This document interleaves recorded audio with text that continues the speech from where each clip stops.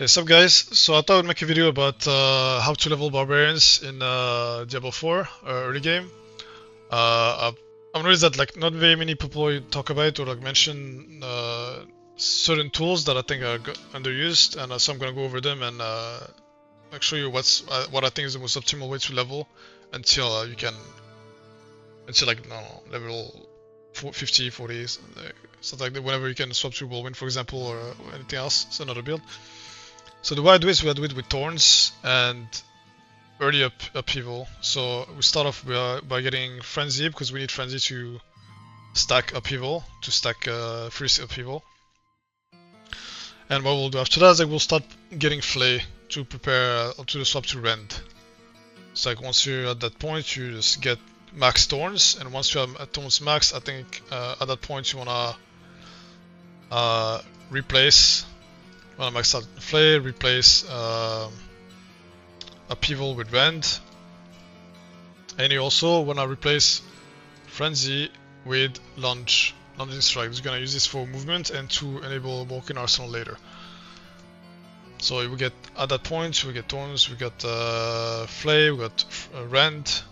We'll get charging shout since it gives us more thorns. We'll get riding cry for speed, and we could also get riding cry before charging shout, like whichever way works. I probably want to get riding cry first for the speed and the free generation. And here we'll get either death blow or rupture. Both work. It's just preference really.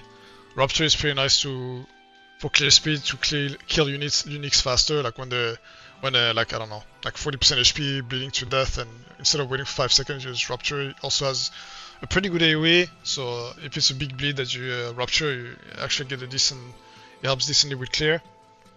But I'm gonna go for dead blow for this, and once you get your points in dead blow, you can pump some points in rend.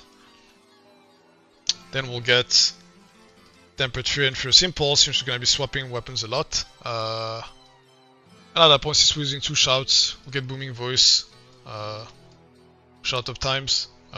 Could also get tough as nail. Could have gotten it earlier for some bleed, hamstring that I forgot to click to be honest, for that point. And then we'll have Walking Arsenal. And the thing with Walking Arsenal with this setup is you will always have all 3 bonuses active, since you're gonna be using lunging strike for movement. And whenever you want to fight a pack of monster, you will just flay to get your stacks up for more thorns, and you'll rend elites and whenever you need the extra single target. And that will pretty much make it so you'll have very easily all 3 bonuses from Walking Arsenal, which is a huge damage increase. So even though thorns got nerfed like a lot, like tough as nail used to be 60% increased thorns, now it's 9% at 3 points. Walking Arsenal will make up for that, and I'm expecting. While I don't expect thorns to be able to scale much later, I think you should probably be able to make it to level 50, make it through the campaign with it pretty comfortably. I don't know how long it's gonna last, because again, I didn't play the press release or anything like that. I only played Act 1 like everybody else, so I do not know if it's gonna hold up for the entire 5 acts.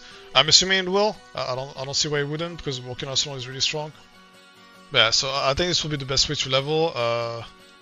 Thorns also helps a lot on a lot of bosses. For example, I don't know, a succubus, like any succubi, any boss has like a lot of hits. Like for example, like Blood Bishop, for example, will just kill himself instantly with thorns.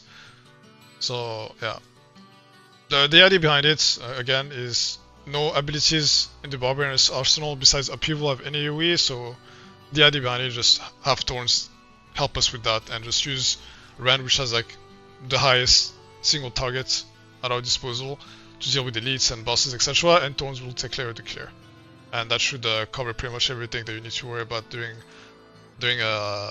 your progression in acts. And then from that point onwards, you can once you get through acts, you can transition to your endgame build, whichever it may be. Whenever you want to play Hammer the Ancients or Rend or Whirlwind, like whatever you want to play, this will probably be the best way to level in acts.